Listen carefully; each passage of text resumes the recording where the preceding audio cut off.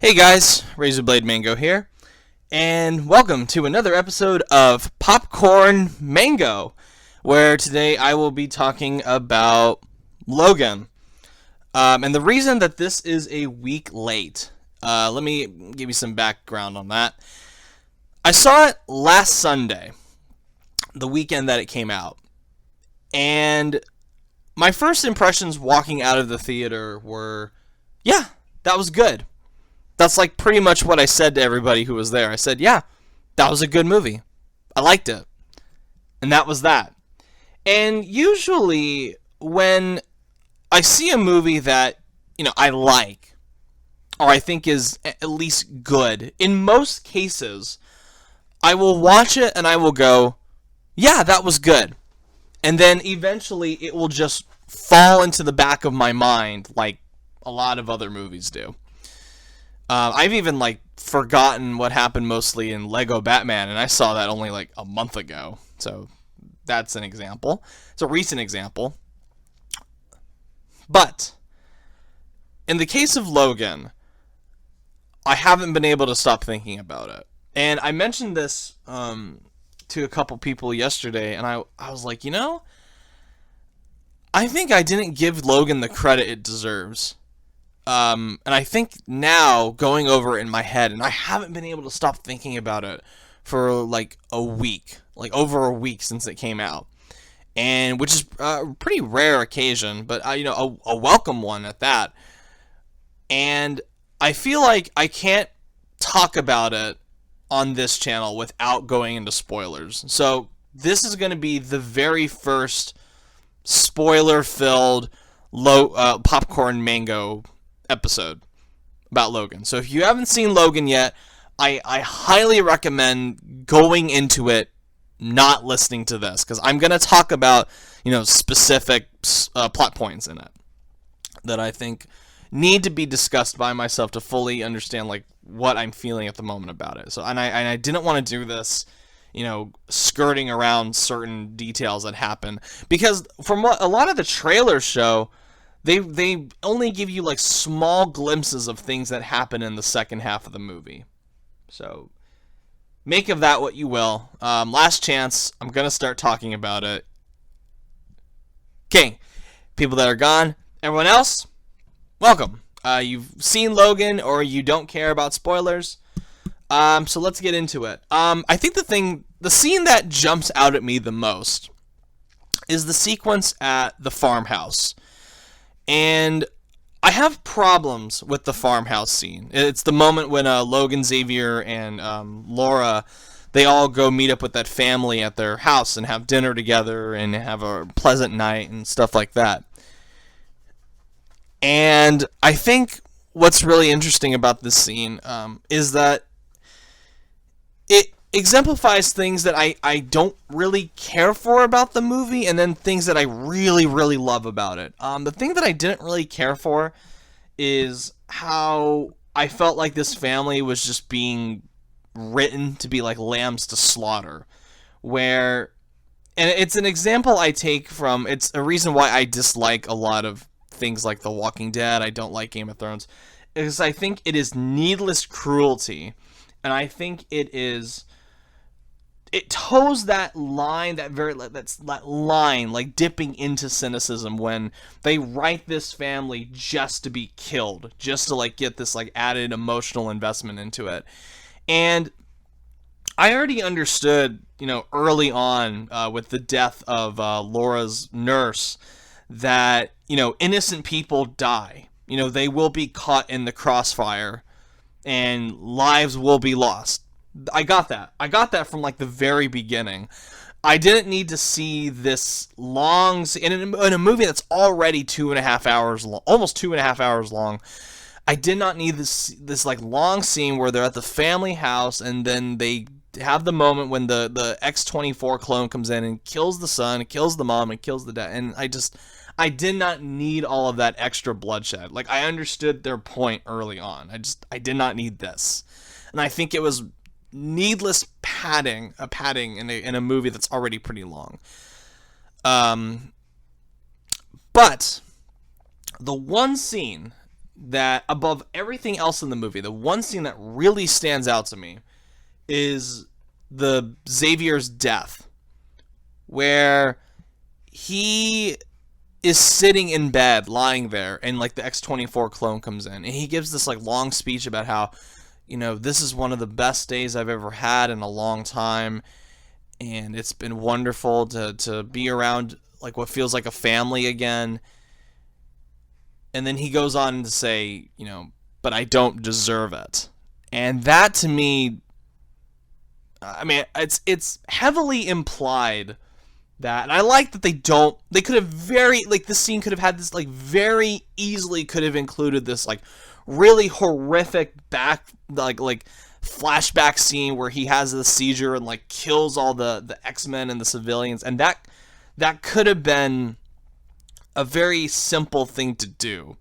But the fact that they don't show it, and they only, like, heavily imply that this is what happened, where he had this, like, because they mention it throughout the film, the Westchester incident, or I think it's the Western incident, whatever. I'm gonna look it up.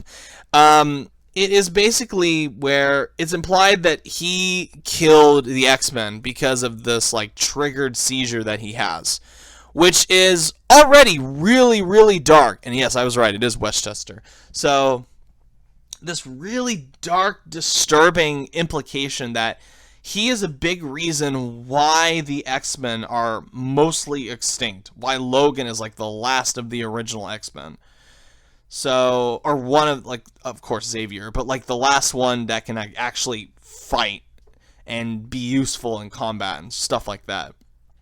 So he's doing this, he's saying this in bed. He's like, I've had this wonderful day, but I don't deserve it. And I remember now the horrible thing that I've done.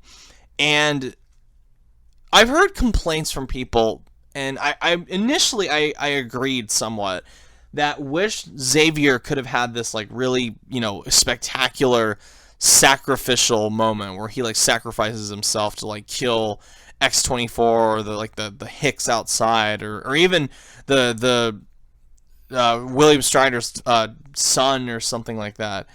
Stryker's son. That would have been interesting, but he doesn't. He dies, he doesn't die a pretty death. Like, when you look at, the movies, like, in the past, and you see Patrick Stewart, this very, like, regal, father-like figure, you expect him to have, this, like, quiet, peaceful death where he just, like, retires and it's all happy and nice. No!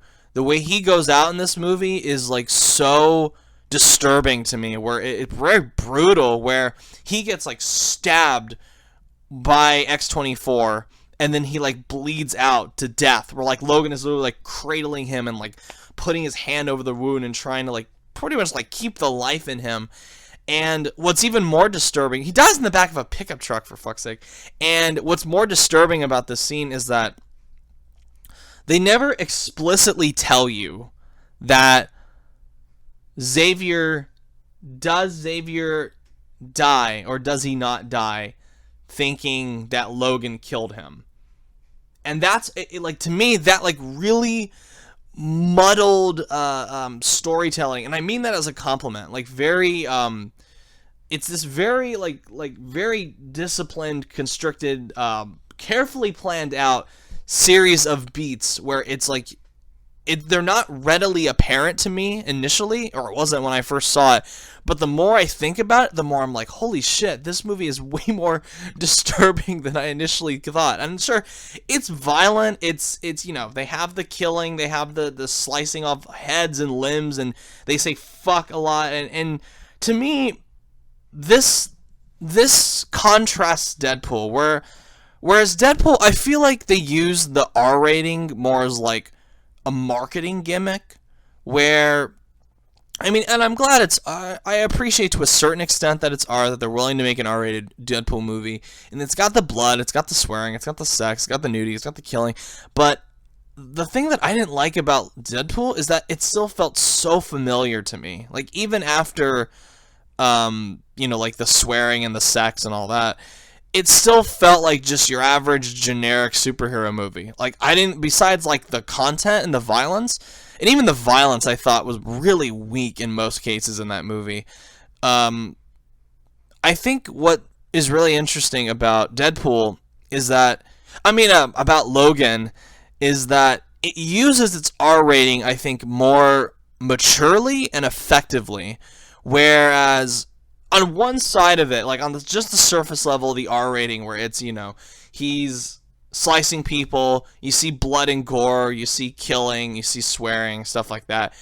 But deeper down in like the more like thematic level stuff, it really earns its R rating because I think it deals much more honestly and realistically, like the effects of aging and dying and being, having like these regrets in life. And I think that, to me, what's so interesting as well about Xavier's death is that he dies so full of, like, he dies such a horrible death. He dies so full of regret and bitterness and anger and like and unease and uncertainty, and it's so disturbing to me when you contrast that with how Logan goes out, which, like, Logan is the fighter. Logan is the one that gets kicked around and gets dirty and isn't afraid to kill. And then you have Xavier, who's like, this like nice, sweet man throughout most of the movies. He's the one that gets the horrible death. He's the one that gets the way more, bad ending than Logan does. And Logan's ending is still pretty tragic, where, he dies. But he gets that final sense of peace that Xavier didn't.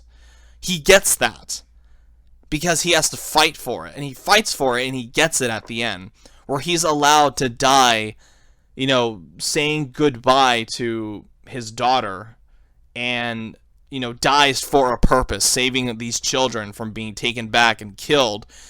But Xavier doesn't. Xavier has, like, his, like, death is almost meaningless in a sense that it's just this like random act of violence that cuts this life short. And that, I think, for me, is why I like this movie so much. And I could get into like other things, but the main reason why I think Logan is so effective in a lot of it is that what it doesn't show you, what it doesn't tell you, it allows the audience to put two and two together. It's a movie that I think respects the audience's intelligence enough to go, we're not going to spoon feed you guys all of this plot, this like narrative, this fucking exposition. Like I said, like an example, they don't have the flashback, that standard flashback scene where we see Xavier killing the X-Men, killing civilians.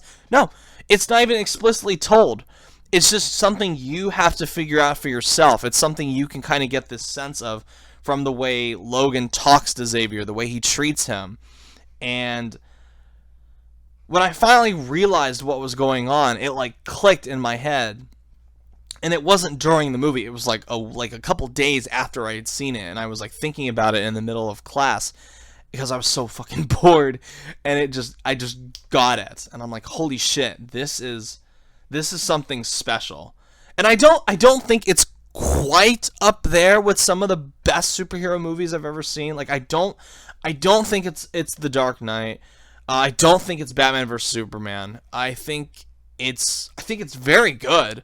I think it's a really good movie. And I'm looking forward to seeing it again to see if my opinion on it goes even higher. But I just wanted to make this like popcorn mango about why my opinion on Logan has changed over the course of a week. And it's not even like a significant change in terms of like rating, I guess, because initially I gave it like a B minus, and now I give it a B. But thematically, and those are just letters. Fuck the letters. Just in my head, this movie like got raised a couple levels for me, and that's a good sign. That's a really good sign that it did something right.